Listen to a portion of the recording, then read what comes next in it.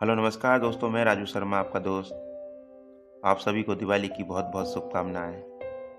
बस ऊपर वाले से दुआ करूंगा इस दिवाली आपकी ज़िंदगी में बहुत खुशियां आएं। आज की कुछ बातें हैं दोस्तों दिवाली के ऊपर जो आपके लिए लेके आया हूं। उम्मीद करता हूं आपको पसंद आएगी। दिवाली की रोशनी में छुपी है पुरानी यादें जो हमें अपनों के करीब लाती हैं। घर घर जलते हैं दीप, हमारे दिलों में खुशियों का संसार करते हैं।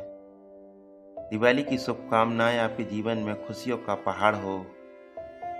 पुरानी यादें ताज़ा हो जाती हैं, दिवाली की रोशनी में खो जाते हैं। दिवाली का त्यौहार हमें अपनों के साथ जोड़ने का अवसर देता है। घर की दीवारें रोशन होती हैं, दिल की यादें ताज़ा होती हैं। दिवाली की रात में पुरानी यादें और खुशियाँ एक साथ आती हैं, हमारे जीवन को खुशियों से भर देती हैं। दिवाली की शुभकामनाएं आपके जीवन में खुशियाँ ही खुशियाँ आएँ।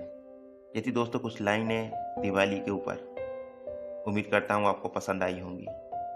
आप सभी को हैप्पी दिवाली। आज के लिए इतना ही दोस्तों, धन्यवाद।